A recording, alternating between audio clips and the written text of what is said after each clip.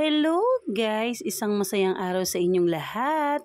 Ito na nga pala ang mga baon ng aking mga kiddos for their merienda. Kasi lunchtime, hahatiran ko sila. So ayan na nga kaming dalawa ni Aling Tisay. Nagpapalit kami ng earrings. Grabe ang sakit ng tenga ko guys. Kasi ngayon lang ulit nalagyan ng earrings. So pag pala matagal nalagyan ng ganun, parang namamaga siya or pag nagalaw ng konti, ang sakit-sakit agad.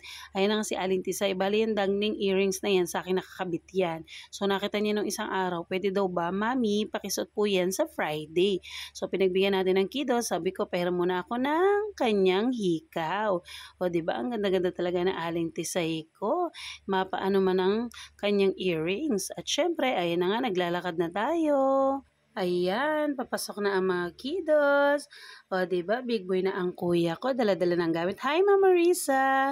Nakakatuwa naman si Mama Risa. Laging nakasmile yan, guys. Napakabait pa ng teacher na yan. At syempre, ayun na nga si kuya. Lumiko na. Papunta sa kanilang room. At eto naman si Aling Tisay. Patuloy pa rin sa paglalakad. Ang ganda-ganda ng uniform nila, 'di ba? Syempre, pinartneran natin ng bonggang-bonggang ribbon 'yan, o 'di ba? Nakapampi sila because today is Friday. At ayan na nga si Aling Tisay, naglalakad na papunta sa kanilang room. Hi, Tata Pen! Nakaway-kaway ka naman dyan. At syempre, ayan na nga ang mga bata, nasa labas na lahat. At ayan na nga ang makukulit na classmate ni Charby. Ang kikit nila, di ba? At syempre, ayan ang aking mga kananay na nagagandahan.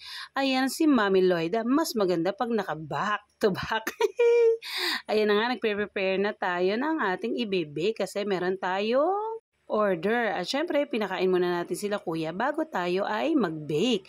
Ayun si Aling Tisay, busy-busy sa pagkain. Kain kayo anak ha, pakabusog kayo.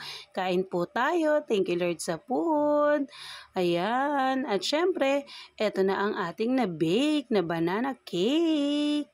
Punong-puno sa toppings at napakasarap talaga guys. Ulit at uulit ka talaga. Thank you, Mami Bunch. Kahit siya ay rush order. At syempre, meron din tayong banana loaf. Yan, bali 13 pieces pa lang yung aking na-bake. Tomorrow, meron tayo ulit mabilisang order. So, gagawin din natin yun kasi sayang din yun. Then, for Sunday, meron din talaga tayong order. Maraming salamat po sa mga bumili. Ingat kayo palagi. God bless you.